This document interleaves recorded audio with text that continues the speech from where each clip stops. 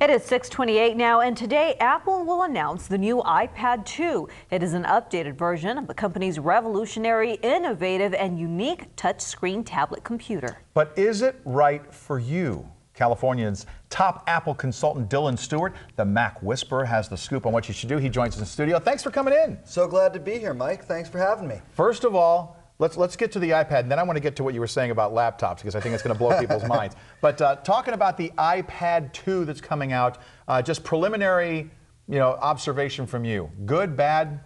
What do you think? I actually am excited about it, although I think it's not for everybody. I think the most important thing to talk about is what's different between the iPad 1 and the iPad 2. Okay. We expect it to have a slightly thinner form factor, a faster processor, greater capacity for storage for apps and your photos and your music and all of that, and most importantly, a front-facing and a back-facing camera. This is going to allow you to do video conferencing off your iPad. Oh.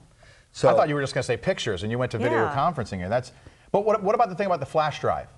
Have they resolved that issue as far as you mean viewing flash on websites? Yes. It's not available on the iPad 2. It will probably never be available on an Apple device. Okay. I actually believe that flash websites are on the decline. There are still a lot of them that are still out there, but more and more are changing to a different format that's more compatible and less of a memory hog. Oh, okay. All right. All right, well, let me ask you this. The iPad 2, the big announcement is going to be today. Just a few months ago, everybody was crazy about the iPad 1. Should people hold off on buying the second version until they get the bugs worked out, or maybe another version coming out? Well, generally people say don't buy the first version of anything. So this is the second version. This has gotten the majority of the bugs worked out already, and having that camera added on is a huge, huge benefit. So if you've been waiting for a way to do video conferencing, to do your Skype, to do conversations with maybe family members or people that you work with that are away from your hometown, this is a great device for you. However, if that's not important to you right now, there's the rumor that the iPad 3 is already in the works and may be released in September. And it's important to understand. Well, it's important to understand that Apple generally releases their products in a one-year cycle. And so the iPad was last year's May, June release. And so we're on that cycle, but I believe that Apple wants to move that cycle to September for the before school purchases.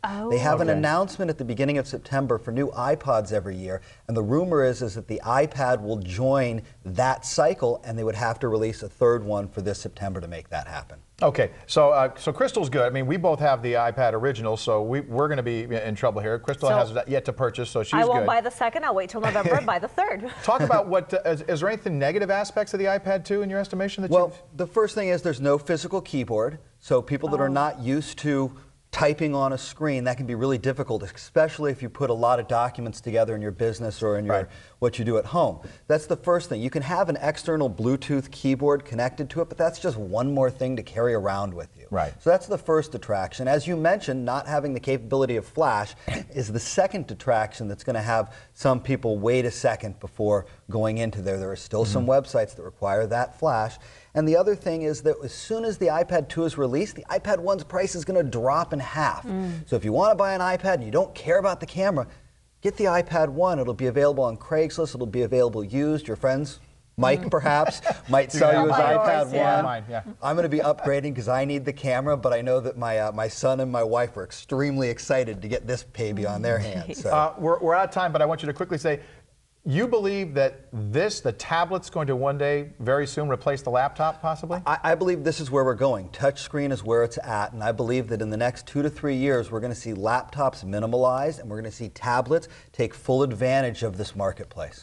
So get ready for your laptop to be obsolete, get ready for keyboards to be a thing of the past, and get ready for touch to be the new way you do computing. Yes, you need to join. No. Should give her our membership cards. I still have a typewriter. Gad. Donate that to the museum. All right, I'll just leave that alone. Dylan Stewart, thank you so much for coming up. We appreciate it. Thanks so much for having me. I have a free report on my website. If anybody's interested, I have 50 things that you can replace by purchasing an iPhone. You can get it by sending an email to dylan@itwithiq.com. Thanks so much for having me. Thank you very much. Thank you.